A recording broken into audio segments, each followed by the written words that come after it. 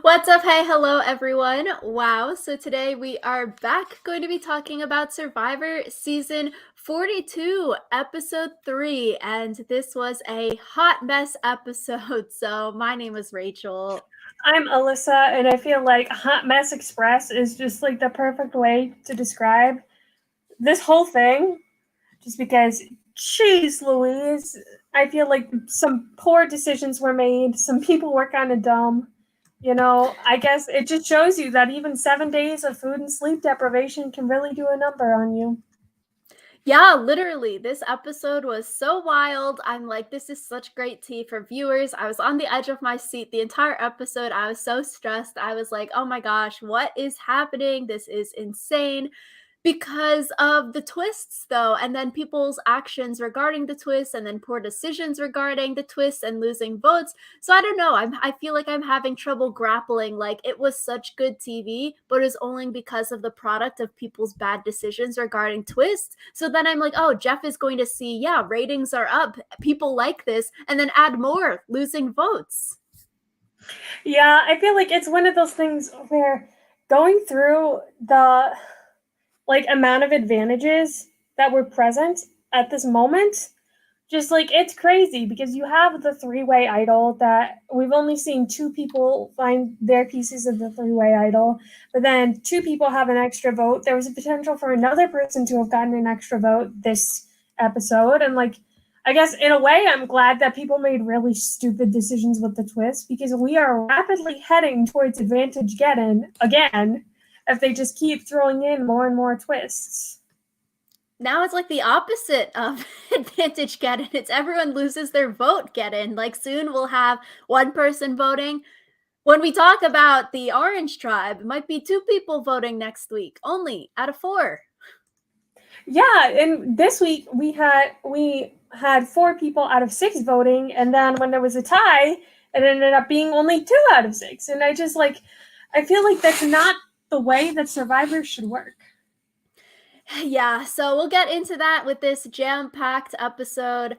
For the confessional, since we've been doing a little confessional update every single episode thus far, it was interesting. This episode, we had 0 confessionals from the blue team, the Ika tribe. Literally did not see them at the camp at all. Yeah, I guess they definitely were focusing on the other tribes. Which makes sense, jam-packed episode. No need to waste time on a tribe that isn't going to tribal when the one that does has a lot of things happening. For the most confessionals, this episode is Chanelle with 7 confessionals. Makes sense considering she goes to Shipwheel Island and then has a big role at tribal later on. Daniel is the second most confessional getter with 6 confessionals, similar to Chanelle. Makes sense. A pivotal role this episode and at tribal. And then the third place confessional getters are Mike and Omer with 4 each, and then everyone else got 0 to 3 confessionals this episode. Yeah, I guess poor Daniel. I feel like he only got confessionals this episode because he was the peak of hot mess. Yeah, I don't know if that's good for the edit because when we get to it, but just like being, I guess, the edit sort of buried him as like, oh, he's forgetful, he keeps losing things. Oh, at tribal council, he blew up his game, Chanelle's game. So I don't know. I don't think this is good for his winner prospects, even though he got a lot of confessionals this episode. Yeah, it definitely seems like he's being played as more of a dunce. Yeah, so first off in this episode, we see Marianne find the Beware Advantage hidden immunity idol. It flashbacks to last week where Marianne tells the rest of her team that she has an extra vote. So Jonathan, Lindsay, and Omer all know that she has this one advantage. Marianne finds the Beware Advantage, and now she's basically the Xander of the season. She's got the idol and the extra vote, very similar to Xander last season. Her phrase is, "It's another classic case of the bunny rabbit having dinner in the mailbox." I have no idea what that means. I just when I heard this, I was so upset because it's like Mike's thing is something that could obviously be just thrown out in casual conversation, but Marianne's sounds like a line, you know? I So agree. We were talking about it last week, how you could bring soccer into so many different things. We made up fake things for Mike to say in the last podcast, how it's so easy, like soccer is so universal and something that's really easy to bring up. I guess Marianne did a good job this week at the immunity challenge, bringing it up. And I feel like because she's so quirky already, bringing up, oh, Zach was my crush last week. And then this week talking about, oh, remember that saying of the bunny rabbits in your mailbox? I feel like people maybe don't suspect it because she is like funny, quirky already. But if she's saying it multiple times, like she'll have to, it's sort of weird because it's so out there versus soccer is not out there. yeah, it's one of those things where, like, unless you have someone setting you up, like, I think last season we talked about how Ricard and Shan, like, set up Xander to be able to say his line again without there being, like, any weirdness about it. And so I feel like it's one of those things where, unless someone else sets you up, if you bring up that very specific thing more than once, that's going to look suspicious. Yeah. It's like bunny rabbits having dinner in your mailbox. Like, in what world? Maybe you got a bunny rabbit and you stuck it in your mailbox. That could be a segue if you've got a pet rabbit or something. But it's just, I've never heard of this phrase ever. I mean, I think the point is that you're supposed to have never heard of the phrase, so. Yeah. But soccer, there's no such grace in the game of soccer, Alyssa. But Marianne then goes on and tells everyone on the orange team that she's found the idol, she's found the Buir advantage. So it seems like Jonathan, Lindsay, Omer, they all know this thing is in the camp and that she has it and that she might not be able to vote next week, which is interesting because if Orange loses another challenge and they go to tribal council, Marianne won't be able to vote unless the idol gets activated next week, which maybe it could, maybe it couldn't. Because the idol isn't activated, let's say, she can't use the extra vote, she can't use the shot in the dark. Omer can't vote and maybe doesn't even know that he can't vote because he was probably thinking Chanelle protected her vote. So he can't vote though because of this week. So it's up to Lindsay and Jonathan. It literally could be a 1-1 tie again next week if they're going to tribal and if Lindsay and Jonathan aren't voting together. And I'm like, what the heck? That is such a hot mess. It could be 1-1 as a tie. And then it's just what happens? You draw rocks between two people? I maybe that's the case where they would do the fire challenge. I don't Maybe, I know. guess, right? It wouldn't be fair to 50% chance now. Yeah, I don't know. But I feel bad for Omer just because, like, I feel like you could reasonably expect that Chanelle would have protected her vote, but, you know, I think we can talk about that more when we get to tribal, but Chanelle, what were you doing?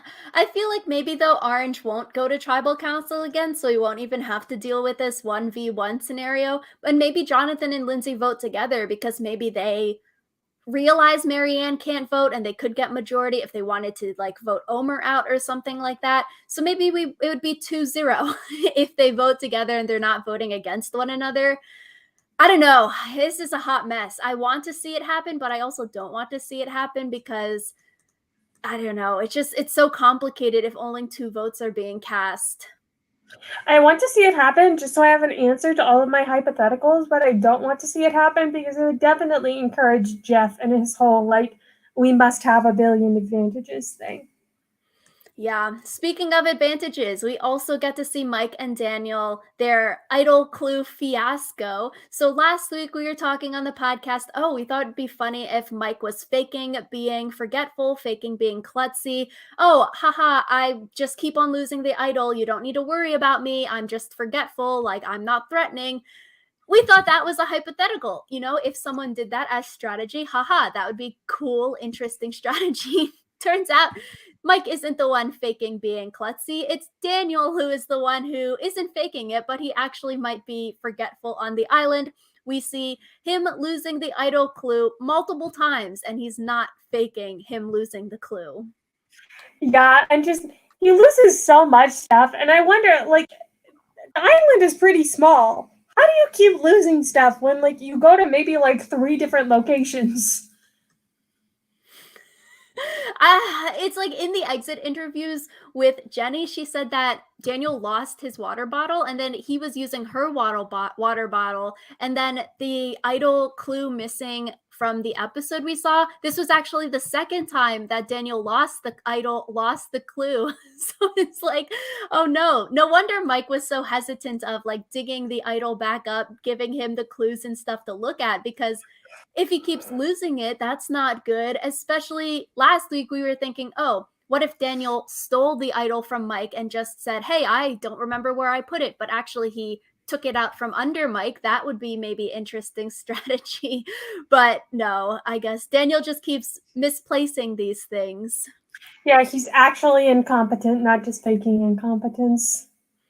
Yeah, which is it's I guess really not good for an alliance partner to go to that much of an extreme of losing things because people like, "Oh, that's a little bit questionable," especially because he read the note and then he left it in like the wooded area. He goes back, "Oh, my water bottle's still here," but he found the idol still like on the ground. I That's like how do you lose the entire idol where you were sitting? That's not good, you know? Like you lost the whole bracelet necklace thing. Yeah, if I had an idol in my hands, I would never put it down. And then Mike is like, "No, I need the congratulations paper." And then he pulls it out of the front of his underwear. Yeah, yeah, just like that was a whole mess. Yeah, so Daniel's edit, not too good with this part here. And then I thought it was also interesting. We hear some more of this idol clue read out. And apparently, the rule is saying if all 3 advantages aren't found by the merge, the vote penalty ends and the idol has full power. I was like, is was this around last season? Because I remember me and you were speculating, oh, what would happen if somebody just never said the phrase? What would happen if no one found the idol on the other team? Like, would they just never have a vote? XYZ. So I feel like they should have told us this rule last season so we could have speculated around it rather than just telling it us now. And it also makes Mike's like strategy of not saying anything make a lot more sense. Because it's like, why would you like not have a vote and not have an idol when really you realize that his thinking behind it is if he doesn't ever say the phrase, then he still has the idol, but no one else knows that he has it. And I think that was a big gripe we had last season, like, a public immunity idol is not that good, and we saw how that played out. So now if you can have a private immunity idol and he knows that Marianne has the idol, whoever on blue says the phrase has the idol, he knows where the other 2 idols are, the people on his tribe, like Daniel, knows where the other 2 idols are. That's a major advantage. But there's also people online that are angry at Survivor because the idol clue says you must say this phrase at the challenges, but Mike didn't say it. So it's sort of like, what are really the rules here? Does Mike have to say it, or is he allowed to not say it and keep it private and then go into merge and activate the idols like this? Which is interesting because the phrasing on the clue that was read out in this episode, it says, if the 3 advantages aren't found by the merge, the vote penalty ends and then the idol has full power. So not found versus not saying the phrase, I feel like is a little bit different. Yeah, but I feel like it's one of those things where if he had to have said something, the producers would have made him say something the first time, right? Maybe a lot of people are saying they wouldn't make him say something because they want to see, like, oh, this is better TV. They'll let you do whatever you want, kind of thing, as long as it's within bounds, which I could see if no one had that idea last season of, hey, let's keep this private. Let's not say the phrase. It never came up. But now that people are thinking about it this season, they're like, oh, yeah, that's some good TV. Let's keep it and let Mike roll with it. I mean, I feel like last season they were all playing so hard that like the thought of not doing something with an idol would like they'd all combust. So Yeah, I guess we'll have to see what the rules are. I feel like they won't really clarify this. So we'll never know. If Mike just never says the phrase, then I guess that's in the rules, or they're just letting him twist it and bend it to whatever they think is better TV. And honestly, we talked about it last season. They should just never say the phrase. Why would you want your idol publicly known out there? So Mike and Daniel have the right idea of maybe keeping this private for as long as possible. Yeah.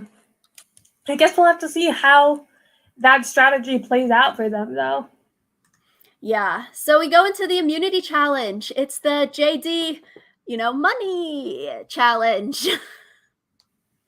Yeah, and I feel like this challenge, you cannot talk about this challenge without talking about the fact that Jonathan is just like a fucking bulldozer.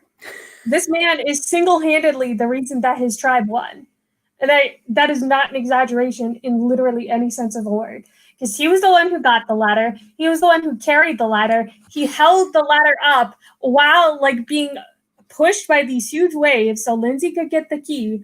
And he was the one who did most of the sandbags too. So this man like just he individualed group immunity challenge, and it was wacky.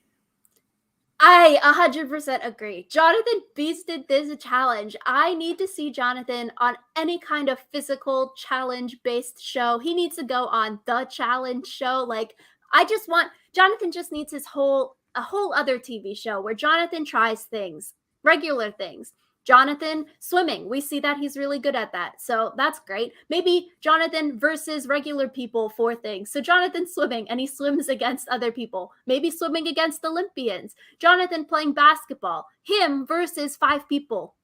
Let's see how that goes. I just want to see Jonathan do activities like this and see how good he can be at things, because it's like so unfair. Maybe everyone else this season is like below average in physicality, and maybe that's why Jonathan looks so great. But I'm like, literally, like you said, Jonathan did this entire challenge. He single-handedly carried his team throughout and saved his team while the swimming and like helped them go quicker. He literally carried his team for part of this challenge. Like, I think like I kind of poked fun at the whole like haha pull-ups with 100 pounds on your back, but I think I did not conceptualize how strong you have to be in order to do that. And then seeing him like casually like carry, I think it was Omer, on his shoulders as he's like wading through the water, it was just like, you are stronger than I have any concept of ever being able to be.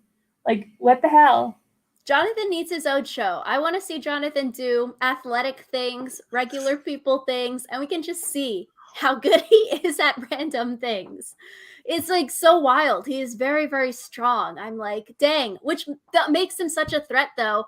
If you're going to be at merge soon, like you're going to want to vote him out because he seems to be good at everything but puzzles right now. Yeah. I wonder if like this is the kind of time where I wish that they put like the time that the challenge had run. Because I feel like the orange team must have finished way before the other two teams.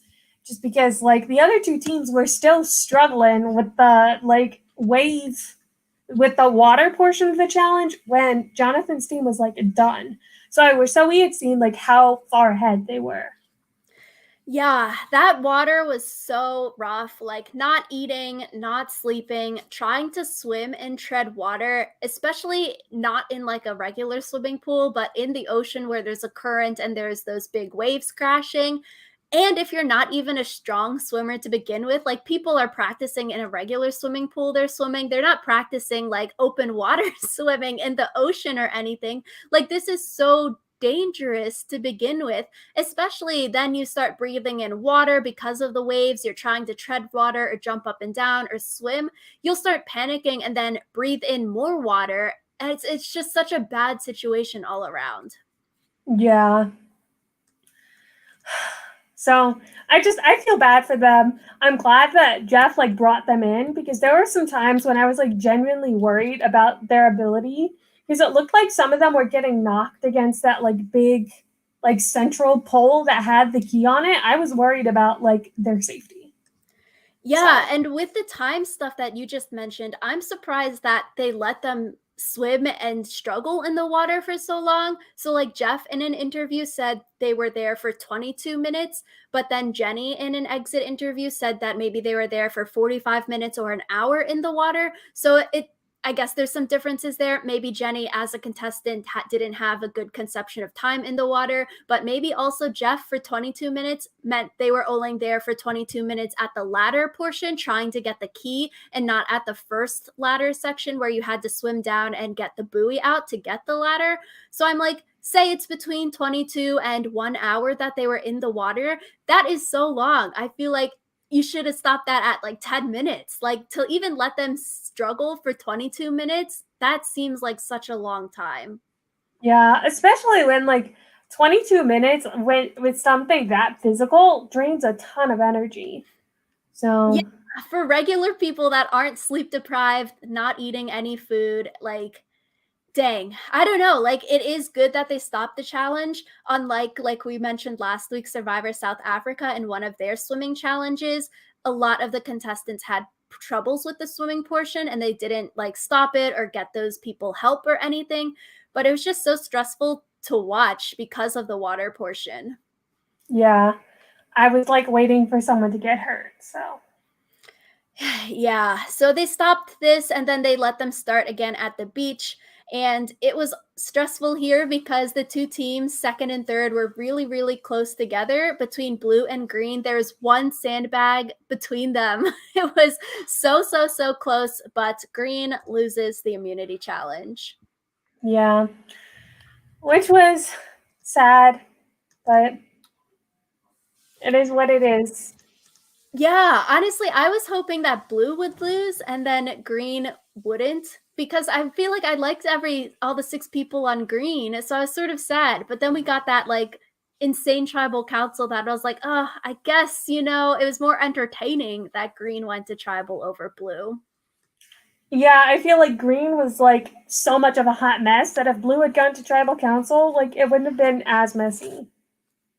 Yeah. So because Orange, Jonathan's team, won this challenge, they got to send someone from the losing team to the island, and then they could pick someone from their team or blue team to go to the island with that person. So Orange sends Chanelle from the green team, the losing team, and then they pick Omer from their tribe to go to the Shipwheel Island together to go on this adventure journey.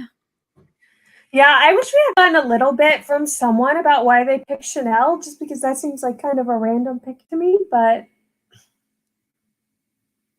Yeah, I guess we won't know unless I guess we need some exit interviews from Orange to talk about it there. But I guess I would be interested too. Usually we hear like a little blurb of, oh, I think Chanelle is on the out, so let's send her. Or, oh, I got good vibes from Chanelle, let's send her. Or, oh, I think Chanelle is strong, let's send her. So then we can build a cross tribe alliance kind of thing. At least one sentence. Yeah, I agree. That'd be interesting to know why they picked her over other people.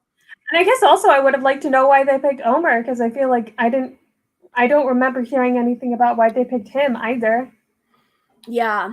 So Omer, Chanelle, they go to the island. I feel like for this decision, the risk versus protect decision, you can't blame or fault Omer for picking risk it because we literally hear Chanelle say, oh, she can't lose a vote going into tribal council tonight. She's unsure about where she stands in her tribe. So it makes sense that Omer would risk it here because Chanelle is going to tribal and literally said, oh, I can't lose a vote.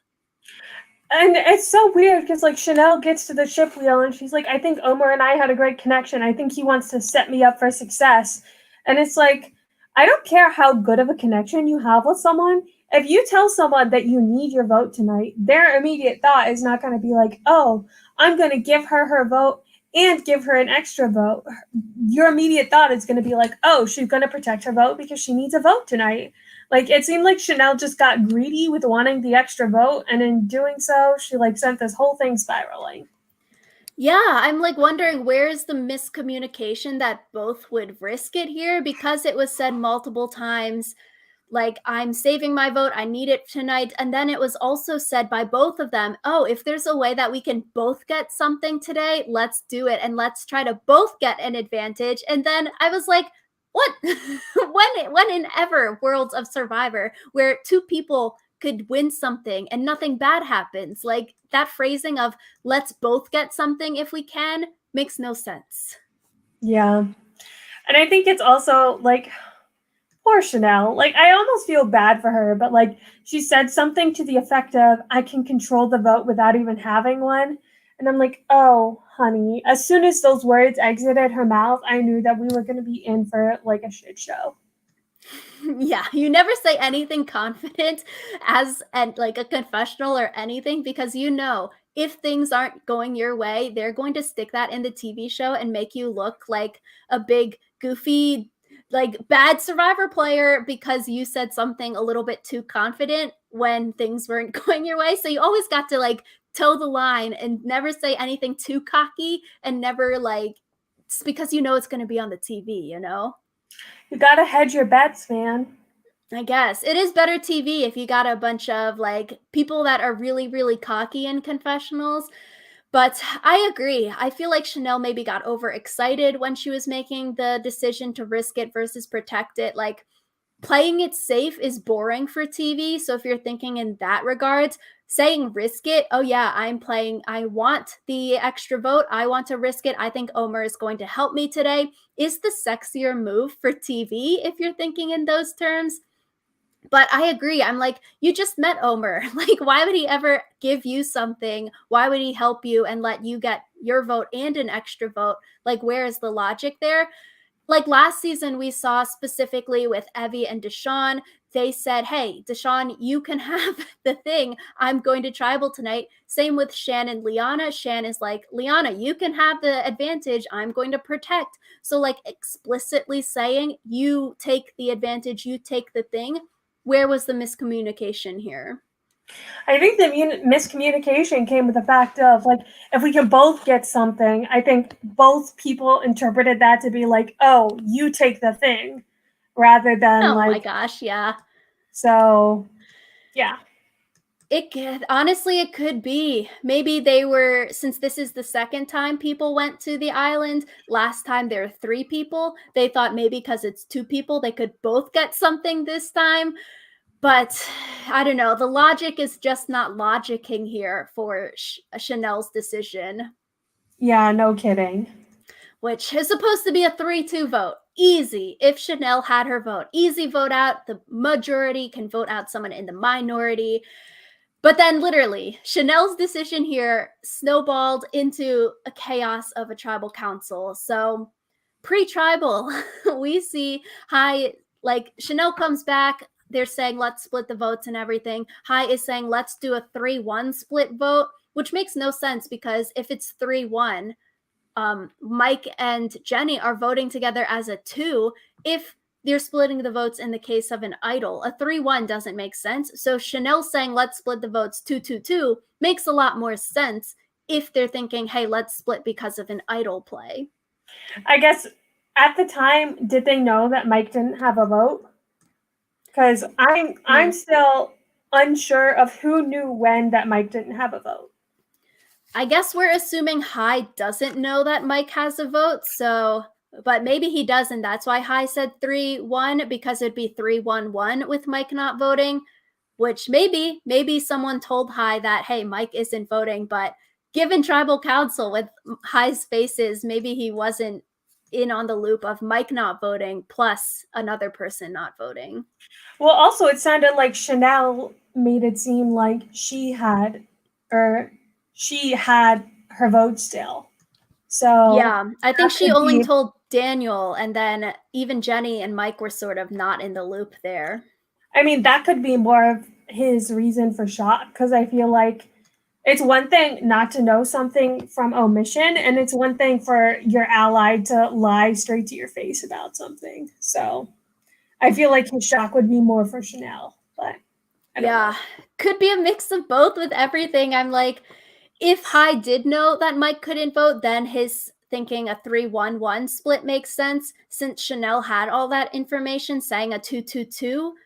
Seems like maybe Hai didn't know that Mike couldn't vote because if Hai knew that Mike couldn't vote, then Chanel wouldn't do a 2-2-2 offering to try to do that because a 3-1 they could have just flipped again, because with the 2-2-2, Chanelle and Daniel would flip and make it a 2-1-1 and try to outsmart them there to get Lydia to go home. Like, it could have worked, but then Hai got spooked and then flipped his vote. So I think, like, we've seen it this entire season thus far with everyone playing their shot in the dark so far. It seems like maybe there's a mismanagement of bluffing and the blind side, that people are getting tipped off that, hey, I need to play the shot in the dark. For Hai, hey, I can't split my vote of boys voting this person, girls voting this person, because my spidey senses are going up. I should flip, and me and Lydia should vote together, and we shouldn't do boys, girls like that. So it seems like there's some mismanagement of getting people to think that they're safe when they're not. Yeah. So, I don't know. I kind of feel bad for Jenny in all of this, because it seems like Jenny was honestly the person mostly screwed over by the fact that her allies just messed up. Yeah, I feel bad because Jenny, in a 4-2 majority, still went home because her alliance members couldn't vote because of, like, their bad decisions or poor advantage decisions here. It's sort of like, oh, feels bad, but also, like, people are saying, oh, Jenny should have had a better social game to be in with Lydia and Hai. But then I'm also like, in a tribe, you don't need to be good with all 6 people. You just need to be good with the majority of people, which Jenny was. So, like, in any other, like, season or episode of Survivor, without all of these advantages, Jenny would have been safe, and it would have been a simple 4-2 or 3-2 or whatever split of the votes here. Yeah. But it's like, I feel like there's some situations that no amount of social game could protect you from. Yeah, like Sari going home. So that is something that is unavoidable if everyone's got an advantage there. But tribal council, it's a hot mess. Uh, it just is one thing after another. I think the first red flag bad thing that happened at tribal, we hear Daniel responding to a question from Jeff, where Daniel is basically saying, oh, I'm constantly paranoid, I need someone to calm me down. The people that do that are Chanelle, Mike, my girlfriend, my mom. These people calm me down. And then we see a shot of Hai's face, like, huh, that's a little bit weird, you know? Why would Daniel say Mike calms him down? Mike and Daniel aren't working together. We're supposed to be voting out Mike's right-hand alliance partner and Jenny. So I feel like that sort of helped Hai maybe suss that, hey, we shouldn't do the boy-girl split vote, but we should do the me and Lydia voting together to vote Jenny out.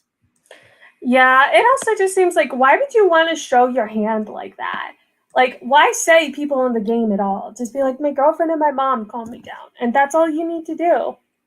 Yeah, or list everyone. You say Chanelle, Mike, Jenny, Hai, Lydia, you all calm me down. We're one big family. So I think that was sort of red flag, bad thing coming up. We get to the first vote and it comes up 2-2, Lydia versus Jenny. Time for a revote.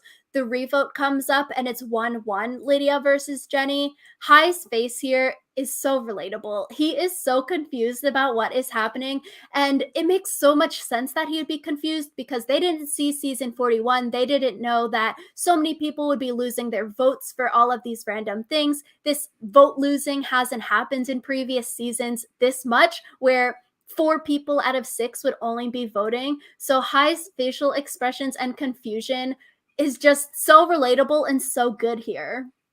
Yeah, I don't want to say this was a breakout moment for Hai, but I definitely feel like we saw more of him in this episode. And he, I guess, was the eventual winner of this episode, if you want to see it as like winner loser.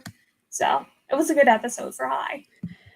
Yeah, asking Jeff where all the votes are, I'm like, this is so good, because any other person that was left out of the loop who maybe didn't know that 2 people were not going to be voting, that all of these people are having no votes here, like, that is a normal question that you would ask, because you would expect it to be maybe a 3-3 tie the first time and then a 2-2 tie the second time. But when it's 1-1, you're like, WTF, Jeff, what is happening? Yeah. So it was a good time. Yeah, so then Jeff is like, okay, this is unprecedented. Mike and Chanelle, or you all have to reveal who the two non voters are, and Mike and Chanelle reveal themselves.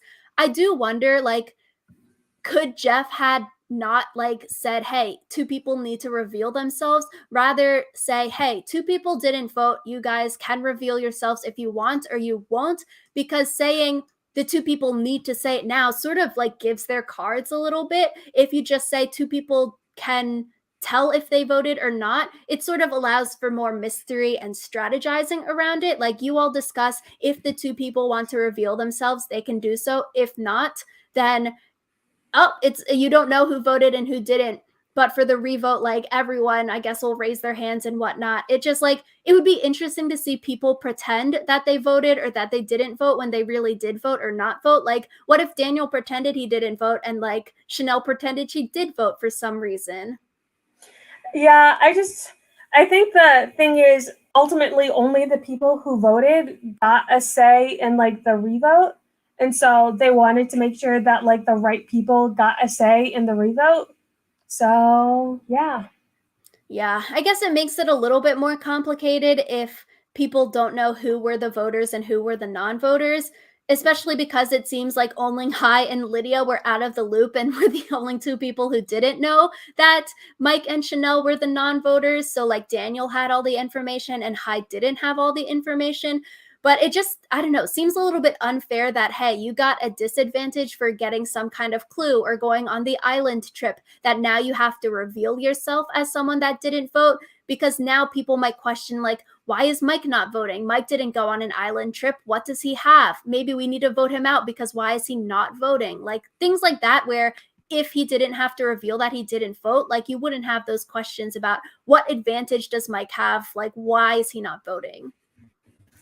I mean, if you're Mike, you could just make something up and like say something like the beware advantage, except for make it more like, oh, there was something that I thought was an advantage, and when I picked it up, it wasn't. It was just me losing my vote, or like something along those lines, you know? Yeah, it just puts an unnecessary target on your back because now he basically has to share that something happened to him when he could have kept whatever lie or whatever truth he had happened to him a secret from people. Yeah. But it's a 1-1 tie. They get to discuss what is going on. And I think this is the second big, like, red flag, bad thing, mistake for Daniel here, where he says, first thing he says, and obviously the edit, they probably cut a lot of stuff out, but just basing it on the edit, he says, I don't want to draw rocks, basically giving Hai the upper hand because now Hai knows, okay, if I just stay strong, I know Daniel already qualified his statement. He says he doesn't want to go to rocks. So if I stay strong and don't flip, the other side will have to fold. Daniel will have to go my way because he already said he's not willing to go to rocks. Yeah, that was like not a smart move by Daniel, just because even if you aren't willing to go to rocks, you don't want your opponent to know that. Yeah, bluffing it, feeling it out a little bit at first, just like asking those like leading questions. Do you want to go to rocks? Do you not? Who do you want to vote for? High staying strong was smart because if he flipped and voted out Lydia with the majority, he would still be on the bottom. Like, he would be the next person to be voted out. Now, at least because he stays strong, he at least has an ally, and there are hella cracks in the majority. Yeah, I feel like now everyone is kind of pissed at Chanelle because it's like um, Lydia's pissed at Chanelle because Chanelle was the one who told Mike to vote for her. I'm sure that, or not Mike, Daniel. I'm sure that Mike is pissed at Chanelle because Chanelle is ultimately the reason that Jenny went home. Hai is probably pissed at Chanelle for like trying to get Lydia out. Like, everyone's pissed at Chanelle. I would be very surprised if Chanelle makes it out of the next tribal council alive. That's interesting. So who do you think is worse off after this week, Chanelle or Daniel? So you're saying Chanelle? I think Chanelle, just because Daniel is incompetent, Chanelle is a snake. Ugh.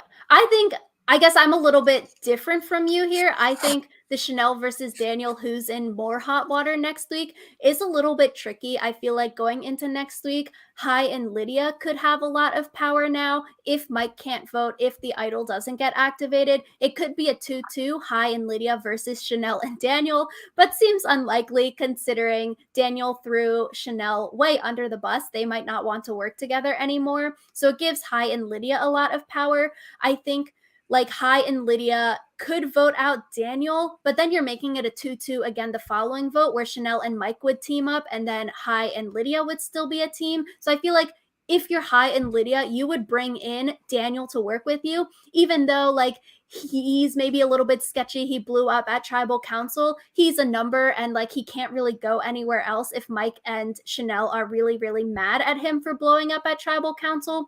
So I feel like next week, if this team goes back to tribal, they might vote Chanelle out or Mike, depending on which way they want to go. So I guess similar to you there. But I feel like if this tribe doesn't go to tribal council for a few weeks, maybe they don't go until right before the merge, then I think you would vote Daniel out because right before the merge, Daniel has already shown that he's a little bit sketchy. Maybe vote him out before going into the merge because I could see Chanelle being a more loyal number to like Hai, Lydia, Mike than Daniel. So if it's closer to the merge, you'd vote Daniel out. But if they're going to tribal next week, then maybe you'd vote Chanelle out because of numbers. You're going to keep Daniel around.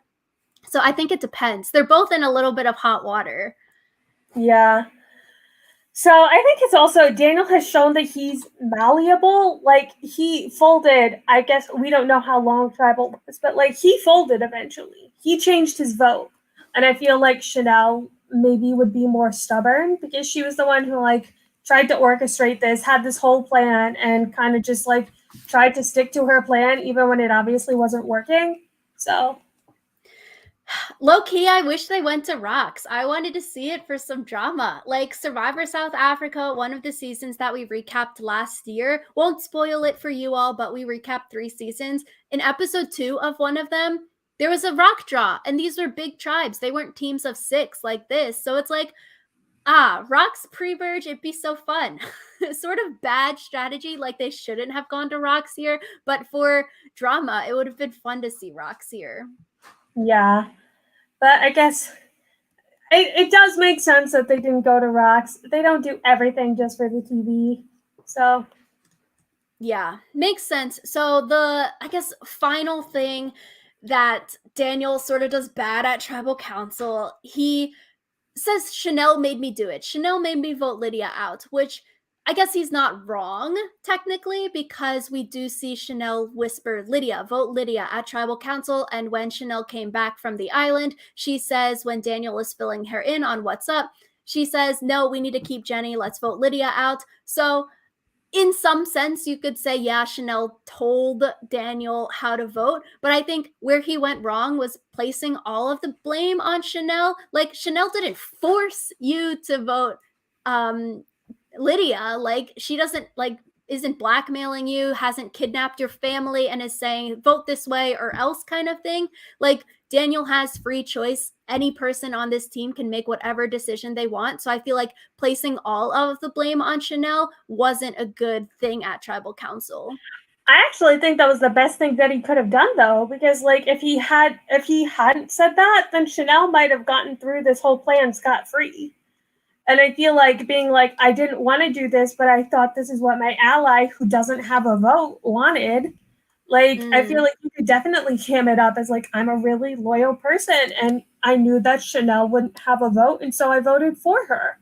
Like, you could definitely play up that angle. And I feel like it definitely would make you come out looking better than if you were like, yeah, Chanelle suggested this to me. And I thought it was a great idea. Okay, that's interesting. I feel like yes, like that would like it's good for Daniel. Like because Daniel flipped on Chanelle, it makes him like being able to work with Hai and Lydia. Now, like I was saying in the last segment, oh, Hai and Lydia will probably pull in Daniel as a number versus if Daniel didn't throw Chanelle under the bus, Daniel might be on the bottom next week kind of thing. But I think I don't know, he sort of like pisses off a lot of people, puts himself in a lot of hot water by saying, Chanelle made me do this. Like, I have no free choice. Chanelle was the bad guy here. Like, she forced me to do this. I think like the idea is good there, but placing all of the blame on Chanelle is maybe not so good. Like the theme of saying, yeah, Chanelle wanted me to vote Lydia out. I'm sorry, guys. Like, this, she sort of did it, but I feel like you should have said Chanelle and Mike. Both of these people made me vote this way. They're the bad people. Like, I wanted to work with you all. Like, I'm so sorry. Sort of like bringing Chanelle and Mike into it. So now it's like not just Daniel blaming Chanelle for everything. Bring in both of the people that couldn't vote. But if he brings in Mike, then he burns his bridge with someone who he knows has a very powerful idol. So it's like there's a reason to keep in Mike's good graces, and the fact that like Mike's idol could still like come back and haunt him. You know, Chanelle doesn't have any extra power because specifically because she lost her vote. Like she lost her vote, she lost any power that she might have. She lost a lot of social capital because of what Daniel said about her. And so I feel like Chanelle is like kind of a bridge worth burning, and Mike isn't necessarily. And also, if you make total enemies of both of them, that isn't good for your game moving forward. If you have one enemy and then one person who's like kind of pissed at you but could eventually be reconciled, that's better for your game. I feel like Daniel is not brave enough to draw such a hard line in the sand where he would try to piss off more than one person at once. Yeah, I could see that.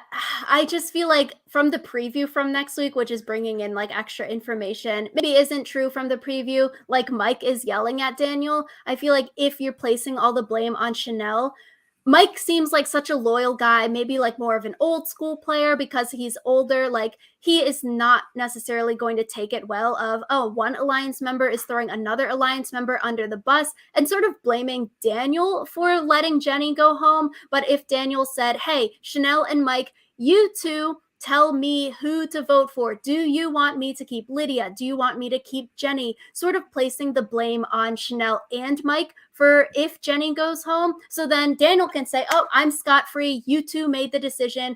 I was just the vessel which made the decision happen, rather than Chanelle, tell me who to vote for. Should have been Chanelle and Mike, tell me who to vote for. Do The you want thing me to is, save Jenny? the thing is, Mike would never say for Daniel to vote for Jenny. He would never say that. And since Daniel's greatest fear is going to rocks, he would never put himself in a situation where they would potentially have to go to rocks. And asking Mike whether or not you should vote Jenny out is 100% going to be an end in Mike saying, no, don't vote for Jenny. Keep your vote the same, and everyone going to rocks. So I feel So like I get when you, like, so then you would blame, so then if you're Daniel there, you'd be like, Mike says, keep it, Lydia. Okay, Mike, you want to keep it, Lydia. I will vote for Lydia. It's your fault. We're going to rock, sort of thing. Rather than if Daniel makes the decision on his own. You know, I feel like Daniel should have like gaslighted them more in a way, like making himself the martyr here. Like, I am doing what you two want. If you want me to vote Lydia, I'll do that. If you want me to vote Jenny, I will do that. Because I feel like the way that he went about it, he sort of took all of the blame of, I'm voting Jenny out. I'm sorry because I don't want to go to rocks. But if he placed more of the blame on the other two, like Mike, Chanelle, you two don't want to go to rocks. I'm sorry, Jenny. I'm going to have to vote you out here. I can't go to rocks. They too don't want to go to rocks. Sort of like that, you know, because I feel like he's going to get a lot of the backlash for, you know, quote, flipping on Mike and Chanelle because he took all of the blame. I don't want to go to rocks. Sorry, Jenny, you're going home. the thing is, I feel like Mike would definitely be like, no, I will go to rocks for Jenny. So I feel like that's one of the things where like Mike would call Daniel's bluff. Daniel would never go to rocks. And so then Daniel would have made this whole show of like, oh, Mike, Chanelle, tell me what to do, and then contradicted them, which would be even worse than what he did. Yeah, that's true. If Mike didn't want to go to rocks, then it'd be cause a pickle. But I feel like we saw Mike say he didn't want to go to rocks also when they were like sort of whisper talking at the beginning before like they started the real talk. So I feel like, I don't know, everyone wouldn't want to go to rocks. I feel like, especially like they were saying, you know, it's day 7. we're not going to go to rocks for Jenny, no offense kind of thing. You're going to vote one of them out.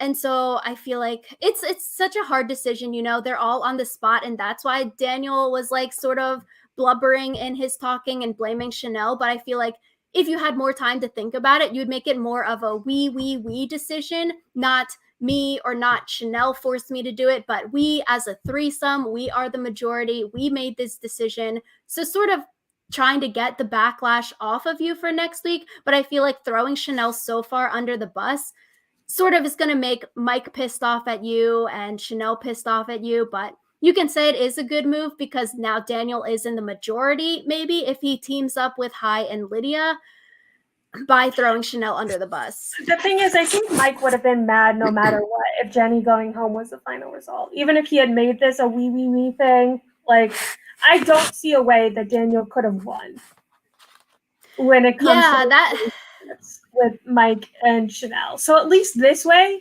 he definitely made himself an ally that Hai and Lydia want to have. And it's not like hedging his bets where like he still is acting as if he's part of the Mike, Chanelle, Daniel trio. And like that would put him more firmly in the middle between the two camps. And I feel like that would be a very easy way for him to just get his throat slit. So yeah, it's such a hard place to be in because it's like Chanelle losing her vote literally was the catalyst for all of this. And because Chanelle didn't have her vote, it put Daniel in this tough decision of basically blowing up his game, throwing these people under the bus. Like if it was a straight 3-2 vote split, none of this would have happened. But I feel like Daniel, even if he has a way forward working with Hai and Lydia, like Hai and Lydia aren't even going to trust him anymore. No matter how much he says, you know, Chanelle is scary and she forced me to do all of these things. Like, Daniel, you're your own person. Like Hai and Lydia, they might fake pretend, oh yeah, you're so sorry, like we forgive you, but low key in the back of everyone's minds, they're gonna be like, Daniel is sketchy, we need to vote him out. Pre-merge, maybe early merge, like he's not someone that we can truly trust because he's already like done this thing, blaming it on Chanelle was his number one ally and he threw her under the bus so quick. Even if he's working with Hai and Lydia, what's to say, oh, he's not going to throw me under the bus so quickly next time? yeah, I guess Daniel, we all know he's not going to win, which is kind of sad because it's like episode 3 and he's already crushed his winning chances to an absolute pulp. But it's what it is. Alas, bad decisions all around, I guess. Mm-hmm. Yeah, so I guess any final thoughts or anything, Alyssa? Nope, just this was a hot mess express from beginning to end. Yeah, I guess I'm interested to see the fallout from this for next week. Sort of want to see them go to tribal council again because it'll be an interesting tribal council, right? But I don't know. I'm like, it's so stressful watching these people. I need a chill tribal council next time. Yeah, I want a tribal council that's like kind of your standard, easy to figure out who's going home, you know, one and done type thing. Yeah, simple episode next week with not so many advantages, but knowing that it'll be Orange going to tribal and Jonathan and Lindsay voting separate ways. Yeah. I feel like next week we're definitely going to see some more of Blue, though. It seems like Roxbury is really getting on people's nerves, so maybe Blue will go to tribal and we'll get to see more of their whole tribe dynamics. Yeah, so let us know in the comments your thoughts on this episode. Who made a good move? Who made a bad move? For Daniel, did you think him blowing up Chanelle's spot was a good move or bad move? Do you agree with Alyssa saying it was a good move or more with me saying maybe it wasn't such a good move there? Let us know in the comments. Yeah, and we will see you guys next week with a new episode of our podcast.